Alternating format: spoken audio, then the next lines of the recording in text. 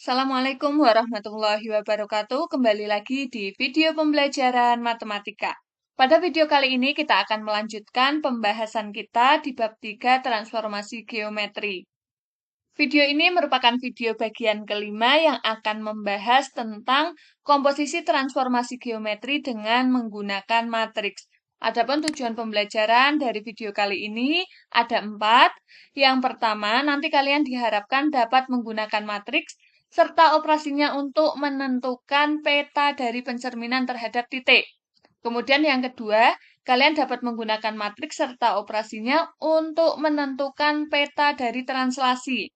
Yang ketiga, menentukan peta dari rotasi. Dan yang terakhir, kalian dapat menggunakan matriks serta operasinya untuk menentukan peta dari dilatasi. Itu tujuan pembelajaran kita.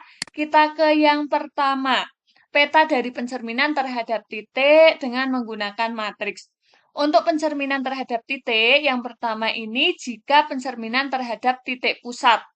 Matriks yang terkait dengan pencerminan terhadap titik pusat O ini 0,0, maka matriks transformasinya itu min 1, 0, 0, min 1.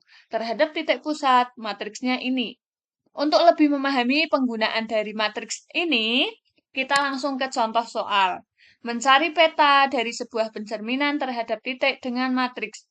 Tentukan peta dari titik A sekian, B sekian dicerminkan terhadap titik pusat.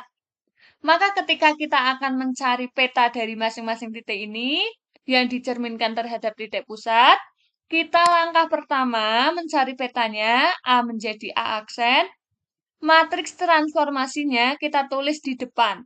Tadi kalau terhadap titik pusat, matriksnya min 1, 0, 0, min 1. Maka ditulis di depan. Kemudian titik A-nya berapa? Min 1 dan 1. Setelah seperti ini, maka kita mengalihkan dua matriks. Min 1 kali min 1 ditambah 0 kali 1. 0 kali min 1 ditambah min 1 kalikan 1. Ini dihitung, nanti akan ketemu matriksnya 1 dan min 1.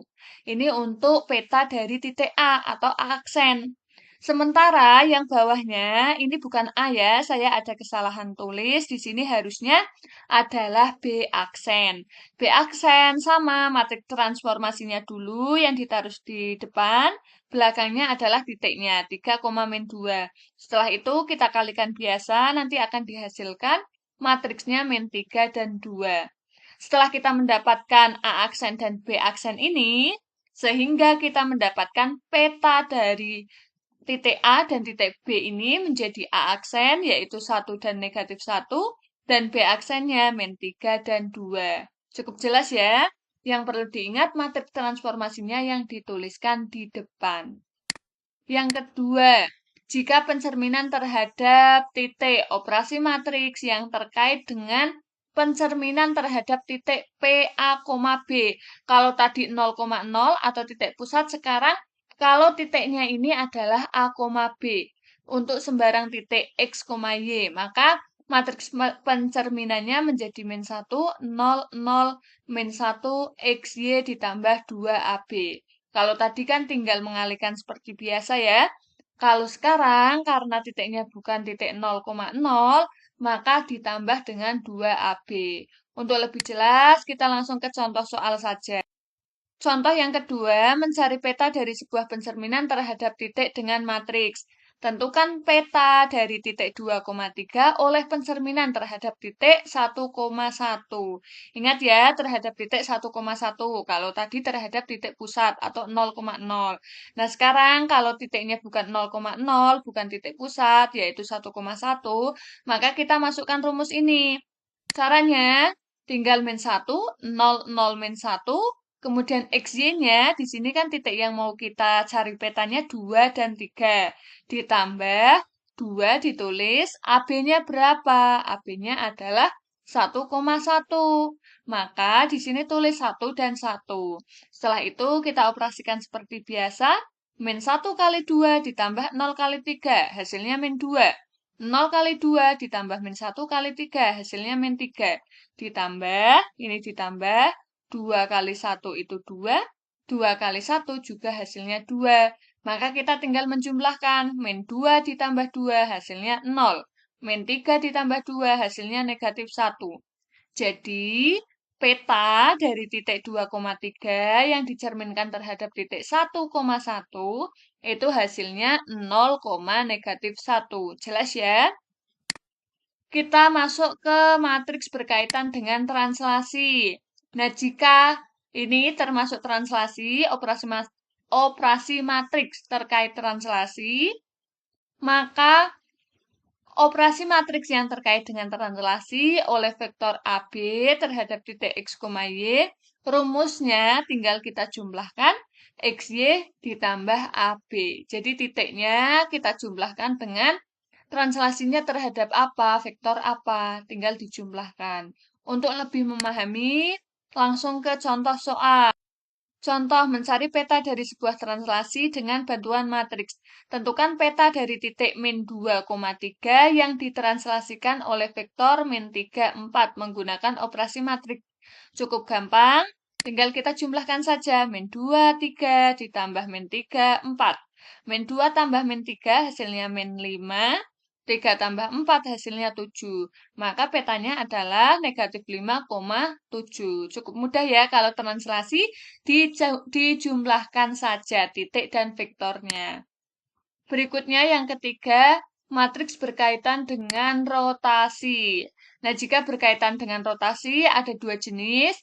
Kalau matriks rotasi terhadap titik asal 0,0, maka di sini matriks yang terkait dengan rotasi sebesar theta radian terhadap titik pusat 0,0, maka rumusnya tinggal cos theta, sin theta, min sin theta, cos theta. Kalau terhadap bukan 0,0, rotasi terhadap titik sembarang A, B, maka ditambahkan rumusnya bukan hanya cos theta, sin theta, min sin theta, cos theta saja, tetapi kita jumlahkan atau kita kalikan dulu dengan X min A, Y min B ditambah A plus B, ditambah AB. Jadi tinggal titiknya berapa dimasukkan ke rumus. Titik yang dicerminkan apa? XY. Nah, ini ya.